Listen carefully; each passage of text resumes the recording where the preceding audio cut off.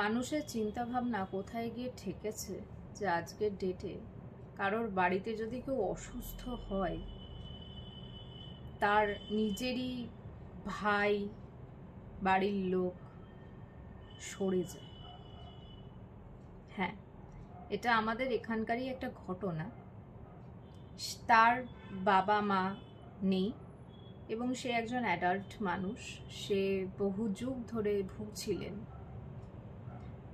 এবং কাল তিনি শেষ নিঃশ্বাস নেন। তার ভাই তার সঙ্গে আর কোনো সম্পর্ক রাখেনি। যারা এখানে থাকো অনেকেই হয়তো জানো, যারা থাকো না বিষয়টা তাদের জন্য আমি শেয়ার করছি যে বাবা মার বাইরে কি সত্যি আর কেউ আছে আমাদের? মানে বাবা মা যদি আজকে আমাদেরকে না দেখে, বাবা মা যদি একবার চলে যায়, তাহলে হয়তো আমাদেরকে দেখার আর কেউ থাকবে না। আমরা বেশিরভাগ সময়ই বাবা মাকে দূরে সরিয়ে রাখি বা দূরে সরিয়ে দিই। আজকের ডেটে অনেকে বৃদ্ধাশ্রমে ছেলেরা পাঠিয়ে দেন, সে যে কোনো চাপে হোক, যে কোনো পরিস্থিতিতে হোক।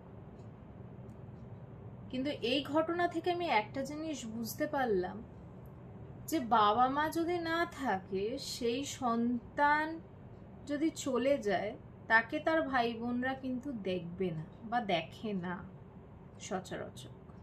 আর এটা তো পুরো আমার কাছে লাইভ একটা এক্সাম্পল ছিল যে তার দেহ এসে পড়ে রয়েছে, আইডেন্টিফাই করার জন্য কেউ নেই।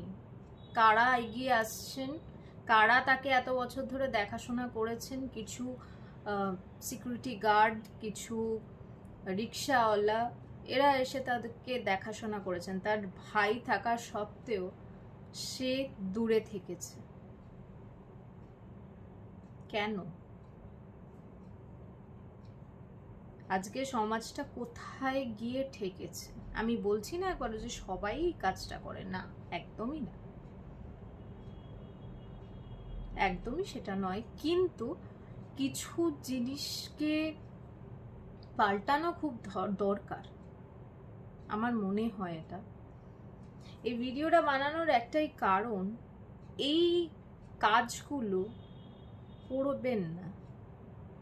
প্রথম জিনিস হচ্ছে, নিজের ভাই বা বোন বা পরিবারের যে কেউ যদি অসুস্থ থেকে থাকে, দয়া করে দূরে সরিয়ে রাখবেন না তাকে। আনটিল অ্যান্ড আনলেস তার এমন কিছু হয়েছে যেখানে আপনার কিছু করার নেই, সেই বিষয়টা আলাদা, কিন্তু এমনি এটা করবেন না। আর দ্বিতীয় কথা হচ্ছে, যে বাবা মাকে আপনারা অবহেলা করছেন, আজকে দেখুন কোথাও গিয়ে তারা যদি থাকে সেই সন্তান ভালো থাকবে, আর তারা যদি না থেকে থাকে তার পরিণাম হয়তো এইরকমই হবে। তার ভাই বা বোন হয়তো দেখবে না। আর এরকম একটা না, অজস্র এক্সাম্পল আছে। তাই সবার কাছে আমার এই ভিডিওটার মাধ্যমে একটাই রিকোয়েস্ট, তো এই কাজগুলো প্লিজ করবেন না। এটা সত্যি খুব খারাপ লাগে। সবাই সুস্থ থাকুন, ভালো থাকুন।